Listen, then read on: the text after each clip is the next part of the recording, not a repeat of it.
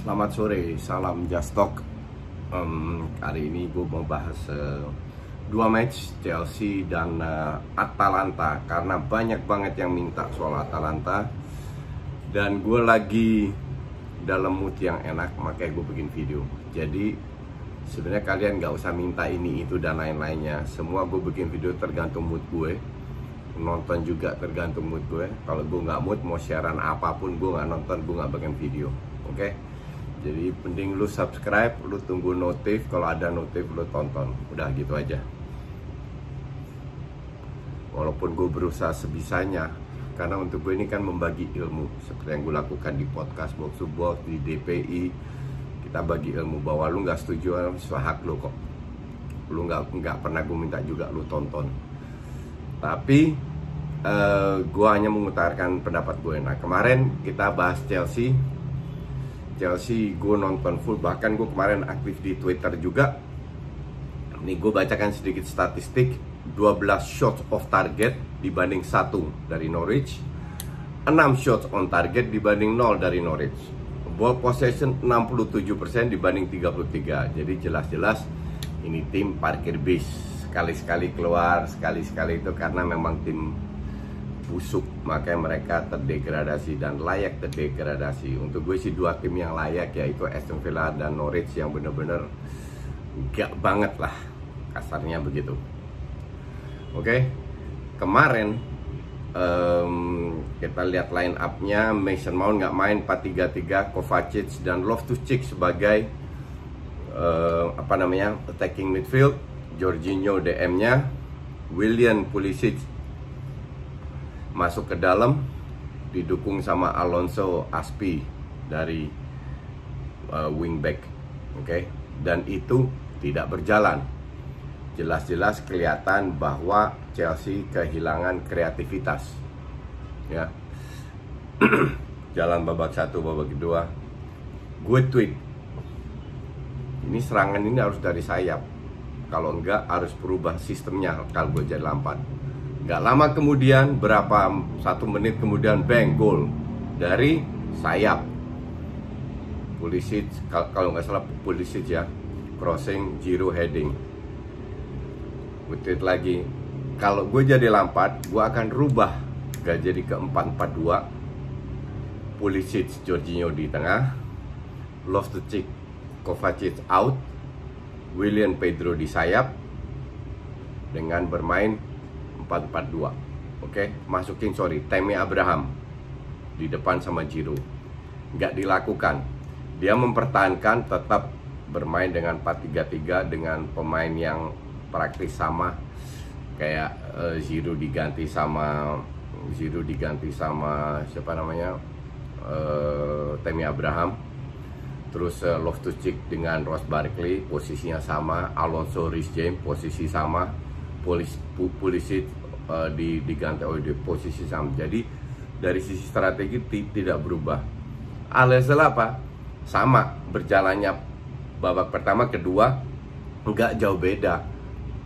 Sedikit kreativitas, asal syuting dari lini kedua, dan tidak banyak peluang lah kasarnya. Mereka banyak shots itu, banyak shots yang nggak berbahaya juga, bisa ditangkap sama tim Krul. Nah, kemarin itu beruntung bahwa Norwich nggak bisa cetak gol, tapi 1-0 itu terlalu membahayakan, terutama dengan corner, bola-bola mati. Jadi Lampard ini harusnya bisa lebih, he must kill the game. Jadi pas 1-0, peluangnya dari mana? Dari sayap, harusnya dia fokus ke sana, biar dia bisa kill the game, dapat 2-0, dapat 3-0. Sekarang tidak, tapi ini pengalaman dari Lampard. Jadi kira-kira layak menang, layak 3 poin. Sekarang beda selisih poin dengan rank 5. Jadi mereka lebih sedikit bisa agak lega. Oke, lihat Leicester ntar malam gimana. Terus membahas Atalanta. Atalanta ini banyak yang tanya, gue bingung.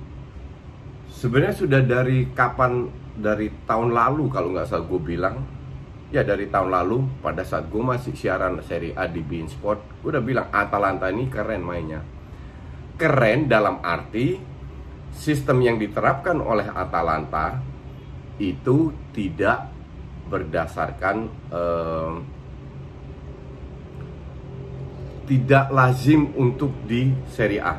Jadi orang agak kaget, agak gimana ya, agak mungkin kurang percaya, bilang kebetulan dan lain-lain. Karena Serie A ini orang Italia itu kan agak konservatif, jadi percaya dengan sistemnya sendiri. Karena dulu zaman Catenaccio mereka sukses, habis itu kan enggak, maka dari itu sepak bola Italia juga ngedrop banget. Ya karena itu beruntung aja masih ada Juve yang bisa adaptasi dengan sepak bola dunia sehingga dapat banyak poin di UEFA-nya. Tapi itu murni berapa tahun terakhir itu murni hanya Juve yang kerja keras biar Italia kan sekarang di ranking 3, kayaknya nggak lama lagi disalip sama Jerman ya. Kan lama di ranking 4 mereka. Jadi bagaimana, kenapa Atalanta bisa itu? Mereka tahun ini cetak dalam 4 match 6 gol, 4 match di atas 6 gol. 3 match mereka cetak 7 gol, 7-0, 7-1 ya. Dan kemarin lawan Brescia 6-2.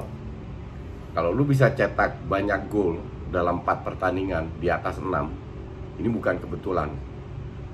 Sekarang permainannya Atalanta bagaimana? Kalau lu tanya gue, lu boleh setuju atau enggak? Untuk gue ini Tiki Taka KW2. Masih inget?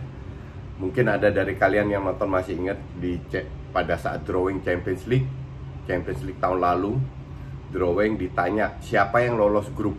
Gue sebut 16 tim yang lolos, hanya satu salah, Ajax. Itu pun juga dikerjain. Ajax salah, 15 gue bener, termasuk Atalanta gue bilang akan lolos. Kenapa gue yakin Atalanta lolos? Yaitu ya karena gaya permainannya seperti Tiki Taka. Mereka bermain dengan segitiga. Jadi beda dengan gaya Pep di mana semua satu lapangan vertikal dibagi 6 bahkan, dan vertikal dibagi 6 juga. Di situ pemain Pep itu benar-benar tahu posisinya di mana, makanya mereka selalu kuasai bola. Kalau Atalanta enggak. Kalau di Pep vertikal di sayap itu nggak boleh lebih dari 2 orang. Atalanta bisa 4 orang. Jadi mereka tidak peduli dengan position, bukan dengan okupansi di lapangan, position di lapangan, tapi mereka lebih melihat areal di lapangan. Nah, setiap areal itu ada 3-4 orang, bahkan lebih sering 4 orang, di mana mereka dengan wall pass bisa melewatin. Juve pun bertahan di babak sendiri lawan Atalanta, dan kalian tahu semua berkat 2 penalti yang sah, Juve bisa meraih 1 poin. Atalanta kurang beruntung aja. Nah, kemarin itu ada 4 pemain inti. Muriel nggak main, Ilicic nggak main, Gomez nggak main, Hateboer nggak main. Tapi tetap bisa cetak 6 gol. Kenapa? Karena Gasperi ini sadar bahwa pemainnya ini pas-pasan semua. Bukan pemain hebat semua. Ya, ada berapa yang bagus, tapi bukan bintang. Nah, dengan pemain yang dia miliki, dia tidak bermain ribet, tapi dia lebih bermain ke timing dan positioning. Passing-passingnya jarak pendek semua. Ini gue buka statistiknya Atalanta ya, bentar. 6-2. Shots on goal itu 7.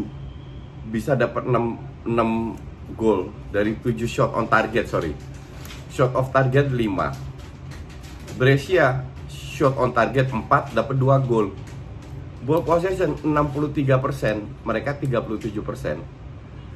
Jadi jarak antar pemain itu rapat. 1, kedua, pergantian posisi itu jelas. Itu semua bisa dilatih. Kalau lihat lawan Atalanta, Dufan Zapata itu dikantongin sama De Ligt. Sampai di suatu momen De Ligt berganti posisi mengcover Gomez, sama Gomez passing, si Bentancur kalau nggak salah jaga, kepleset, Dufan Zapata bisa cetak gol. Tapi pada saat dia nggak berkutik sama sekali. Cuman mereka juga tidak tergantung oleh 1, 2, 3 pemain. Jadi banyak pemain yang bisa cetak gol. Bahkan seorang DM Martin Deron aja kemarin cetak gol. Oke. bermain dengan 3-4-3 dengan 2 striker, satu satu pemain di belakangnya, itu ya kalau gue bilang sih sangat berhasil ya.